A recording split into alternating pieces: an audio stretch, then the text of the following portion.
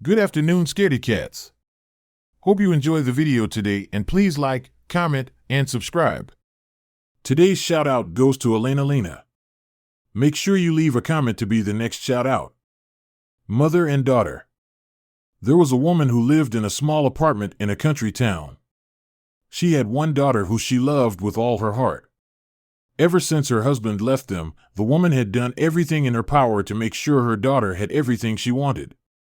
When the girl was 13 years old, she fell in love with a young boy who lived on the other side of town. Her mother was against the relationship, telling her daughter that she was too young to have a boyfriend. The girl was very headstrong and argued with her mother, refusing to break up with the boy. One night, after her mother had gone to bed, the girl decided to sneak out and meet her boyfriend. She quietly opened her bedroom window and planned to climb down a nearby tree. However, as she was reaching out for one of the branches, the poor girl slipped and fell. Early the next morning, her dead body was discovered lying on the pavement outside her apartment building. Her neck was broken. When the mother found out about the terrible accident, she was devastated. The distraught woman cried her eyes out and nobody could console her. 1 year after her daughter's death, the mother was still in mourning. People who lived in the town would often see her walking around, dressed from head to toe in black, speaking to no one. She felt that she could not go on with her life without her beloved daughter by her side.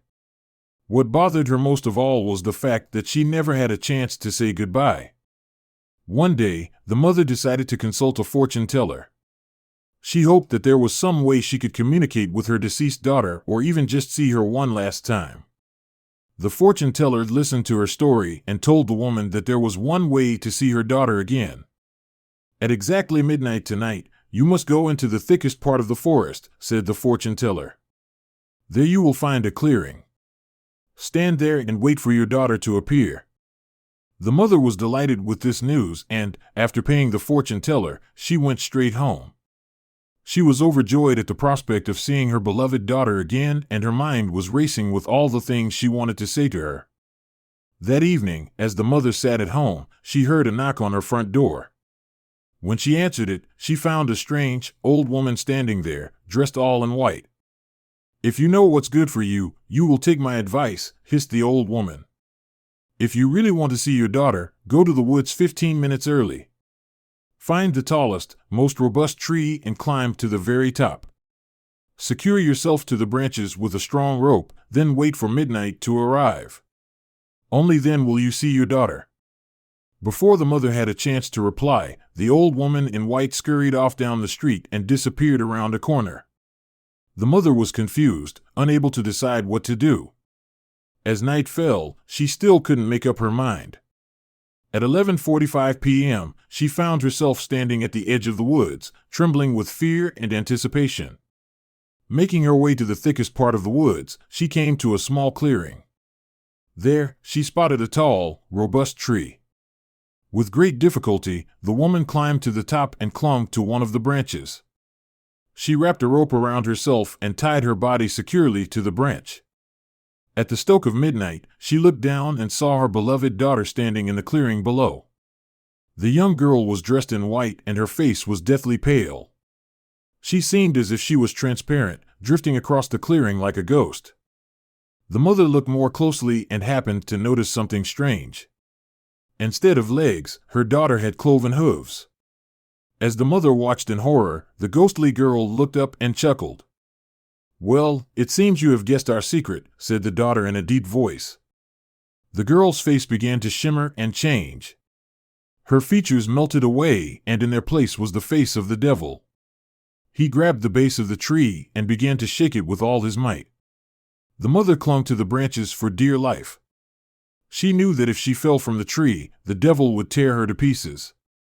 Hours passed and the mother's arms grew tired from holding on to the branch. The devil kept shaking the tree, a malicious grin on his face. The ropes came loose and the woman feared that she would fall. Just then, the first rays of the morning sun began to shine through the trees.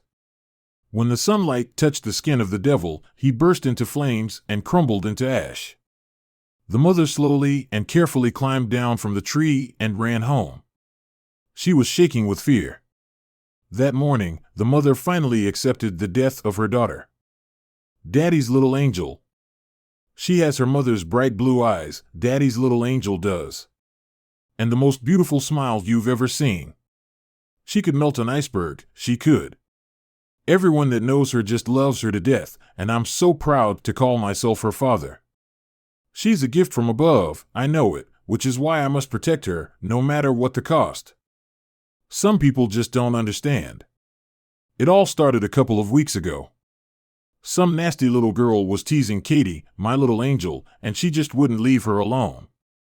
She was saying nasty things, saying how poor she was and saying she was dirty and such. She just had the filthiest mouth. Little girls shouldn't be so nasty. Well, she followed Katie home that day, throwing dirt at her and telling her to take a bath in it. Well, my Katie showed her what's what. Yes, she did. And Daddy couldn't be more proud. I don't think anyone should hurt a child, even if they don't mean it. Don't get me wrong. But Katie never did anything to anyone, and I love her to death. You've got to understand. I was only being a loving father when I hid the body. You see, we live in a very rural area, and that nasty-mouthed little girl clearly had no business following my Katie in the first place. But I know no one would understand, and I just can't let anything happen to my little angel. Of course, that's when my wife came home and saw that our little girl had a few bruises. Can you believe she actually glared at me? As if I'd ever so much as think of hurting my little angel. Of course I was upset, but the sweetheart that she is, Katie set her on track sure enough. She told her how the filthy little girl harassed her and wouldn't leave her be. And I tell you, that lit my wife right up. She was so angry. I had to restrain her. She was gonna call her parents then and there. It was 9 p.m. Well, I finally talked her down, even though she was furious with me that I hadn't handled it sooner. Of course, by then she just didn't trust me to settle it no matter what I told her. I said I'd do it first thing after work the next day, but no. She insisted she'd call them herself the next day. Even Katie pleaded with her not to call her parents. She said she'd be so embarrassed at school if everyone found out she'd run home and told Mommy. Of course, we both knew we couldn't explain that the filthy little girl had gone missing after their little scuffle, now could we? I mean, she's my wife and I loved her, but she just wouldn't understand. But she just sent Katie straight up to bed and wouldn't hear another word from me on the matter. Her mind was made up.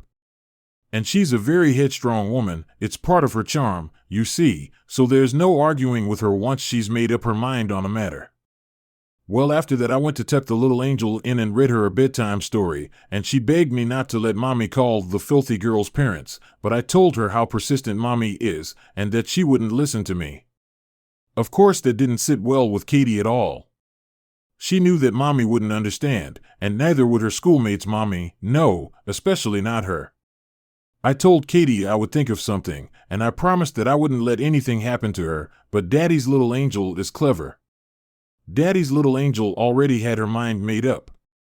I should have understood. The next day I came home to see my wife lying at the bottom of the stairs in a crumpled bloody heap. There was so much blood, and it had long since dried into the carpet when I got home. She had never made it to work that morning. The official story was that she had taken a nasty fall down the stairs and cracked her head open like an egg on her tumble, but as I look into Katie's eyes, so empty, so emotionless. No. Daddy's little angel did not hurt anyone that didn't try to hurt her first. She's special. Anyhow, there was a funeral and the whole family showed up. Katie couldn't have been more bored. She just sat there staring into nothingness as the eulogy was given. When it came time to view the corpse, she barely gave it a glance. I like to think she's coping with the loss her own way. Daddy's little angel loved her Mommy more than anything. It was just before the burial the next day that an investigator showed up at the door. It was Katie that answered as I was rushing to get ready. I rushed to the door as this man was questioning my little girl, gently scooted Katie out of the way, and stepped up to the door. "May I help you?" I asked, trying to sound polite. "I need to ask you some questions about the circumstances of your wife's death," the investigator said. "Who are you?"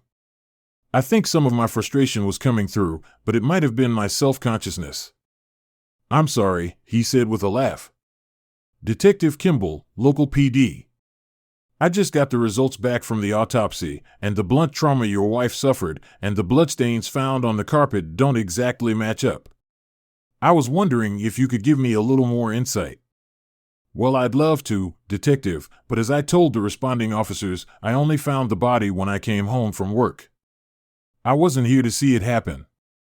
The detective tried to speak again, I think, but I cut him off. Frustration was filling me. If you'll excuse me, we have a burial to attend. I grabbed Katie's hand and walked her out the door, locking it behind me.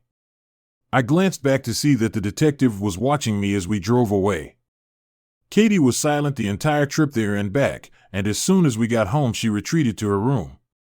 The poor baby has it so rough, all this death surrounding her. I shampooed the carpet the best I could to get the stains out, and fixed up dinner for us. We ate in silence, and it filled me with pain to see her suffering. I'll never forget, just before she got up to take her plate to the sink she looked at me and smiled so softly. Oh, my little angel has the sweetest smile you ever did see. A couple days passed, and I thought things were getting back to normal, well as normal as they could be, without my beautiful wife to come home to when it happened. You see, I rush home each day to meet Katie as she's coming in from school, but yesterday I was lost in thought and took my time getting home. You see, the day before my wife's sisters suggested that she come over and bring Katie's cousin to visit, and I couldn't refuse. So I had to get in the mindset, I had to show her we were coping. The house was quiet when I got there, but that wasn't so unusual as Daddy's little angel tends to keep to herself and spends most of her time in her room playing with her dollhouse. She's always so clean, and always so quiet, I couldn't have asked for a better little girl. I walked up to check Katie's room and it was empty. I then proceeded to check the rest of the house and found her nowhere, until I came to the door leading to the cellar. Odd, it was cracked. I pushed it open and started down the stairs. I could see the light spilling across the floor at the bottom of the staircase, illuminating a small puddle of blood just a foot from the bottom step. Just hand me the gun, a voice said softly. I'll get you out of here, take you somewhere safe. I rushed down the stairs and found Katie standing a mere 2 feet away from Detective Kimball, who sat bound with rope and bleeding from the head. I approached my daughter and eased the gun from her hands as the detective seemed to eye me with the most dreadful gaze anyone's ever given me in my life. I took the gun in my hands and was surprised at how natural it felt, though I'd never held a gun in my life. The exhilaration that filled me as I lifted the gun and watched the detective's face contort in horror almost sickened me. Why have you come? I asked him as I aimed the gun at his head. Your wife's death was not an accident, he replied. I was at work when it happened, and Katie was at school. It's been deemed an accident. What did you hope to find here? The coroner stated that she died in the early morning, around the same time you leave for work. I loved my wife. Unconsciously, I began to pull the hammer back. If you kill me, the police will know where to look, Kimball pleaded. There's no way out of this. Do the right thing. Do it for your little girl. If only you understood. I put a bullet in his head. It's all I could do. Of course I knew he was right. I knew the cops would come soon, looking for him. I turned to my girl. She stood staring at Kimball, vacantly, and I told her to run and get the tarp from the corner. She did. Daddy's little angel is so good, she even helped me wrap the body. My sister-in-law showed up that night with her husband and kid, as she said she would, and dinner was ready by 8:30. I really think they loved it, my new recipe. I think they'll be back for more. Eating at night. Many years ago, in a small town, there was a murderer on the loose. All of the townsfolk lived in fear that they would be his next victim. Over the course of 7 nights, 7 people were murdered. They were all men and they had all been out walking in the park late at night, unaware that they were in danger. Their throats were cut and their bodies were found lying in the town cemetery. Their corpses had been ripped open and their entrails were devoured in a fearsome manner. Everybody thought the murderer must be some deranged lunatic. On the 8th night, the police staked out the park and spotted a young man lurking in the bushes. When they stopped him and searched his pockets, they found a bloodstained knife. He was arrested and taken before a judge, accused of being a serial killer. The young man's name was Lester Banks. Nobody in town could believe that he could possibly be guilty of such horrible crimes. He was known to be a nice, pleasant, and generous fellow who could always be relied on to help anyone who was in need. In fact, he was so well-liked that a group of people stood outside the courthouse protesting his arrest.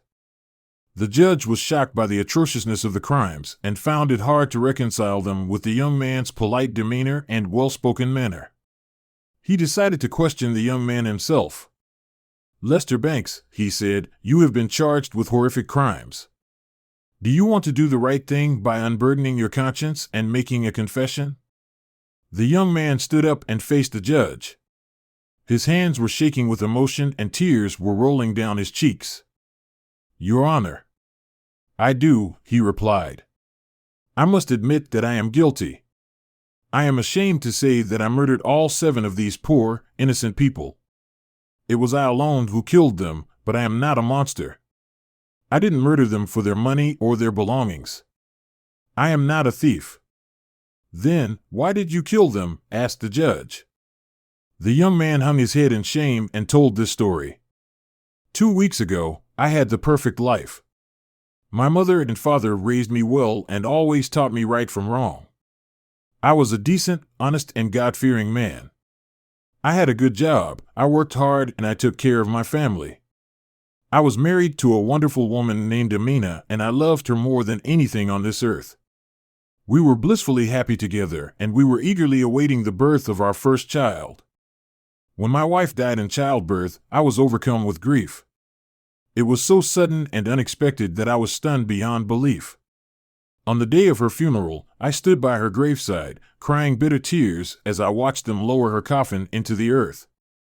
It was the saddest day of my life. That night, I couldn't sleep and found myself wandering aimlessly through the town.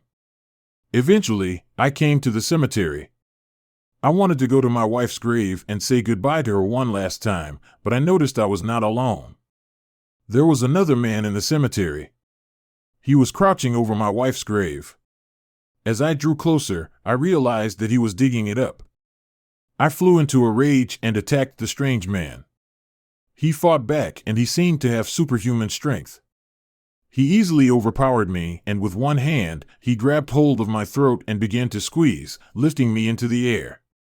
There was nothing I could do to stop him, and I thought he was going to strangle the life out of me. Then, without warning, he let me go. I tumbled to the ground, clutching my throat and trying desperately to catch my breath. The man stood over me, and when I looked up I could see his face was hideous. He had eyes that burned with a scarlet fire and a cavernous mouth full of huge gnarled teeth. "What do you want?" he demanded in a booming voice. "That's my wife's grave," I gasped. "Why were you trying to dig her up?" "I am a ghoul," the man hissed. "An eater of the dead. I have come to feast on the fresh corpse that was buried in this grave today. Now begone, for I have not eaten since yesternight, and I am much a-hungered." "Spare this grave, I beg you," I said. I loved my wife more than anything in this world. I couldn't stand it if her body was desecrated. "I'll do anything you wish, just leave my wife in peace." The ghoul was angered and said, "I will do as you ask, but only on one condition. Every night, for the next 8 nights, you will bring me a fresh corpse. Do this for me, and in return, I will not disturb your wife's grave." With that, the ghoul turned and walked off, disappearing into the trees. I left the graveyard that night and stumbled home, filled with anguish and sorrow. Throughout the next day I was torn between my conscience and the horrible bargain I had struck with the ghoul. After sunset, I put a knife in my pocket and made my way to the park. I hid among the bushes and waited for someone to pass by. When I saw a man walking down the path, I drew my knife, crept up behind him, and slit his throat. Then, I dragged his body to the cemetery and gave him to the ghoul. Every night, for the next 6 nights, I returned to the park and repeated the same foul deed. Every night, the ghoul was waiting for me in the cemetery, and as I watched in horror and disgust, he tore the corpses open with his bare hands and devoured their insides. In all, I murdered 7 people. Just one more and my bargain with the ghoul would have been complete. I was horrified by what I did, but all of it was done in fear of the fate that would befall my wife's corpse if I broke the bargain I had made. This is my sad, shameful, and disgusting story, said the young man. Unfortunately, it was all for nothing, and tonight, when I fail to provide him with another corpse, the ghoul will consume the body of my wife. The things I have done are unforgivable. I murdered innocent people. I don't expect mercy. I deserve to die for the terrible crimes I have committed. When the young man finished telling his story, the judge was amazed. He had never heard such a strange and depraved tale. He pondered for a long time and then passed judgment, saying, "Lester Banks, the crimes you have committed are indeed heinous, and you deserve to be punished harshly. I see that you are genuinely sorry for what you have done, and I believe you are an honorable man. For this reason, I am going to set you free and allow you to punish yourself. I believe you already know what you must do." "Thank you for this mercy," replied the young man. He walked out of the court as everyone present stared in amazement. The next morning, another body was found in the cemetery. It was the body of Lester Banks, and he was lying, half devoured, on the grave of his wife. He had taken his own life. In this way, he punished himself for his crimes while also keeping his terrible bargain with the ghoul. The final corpse he provided was his own.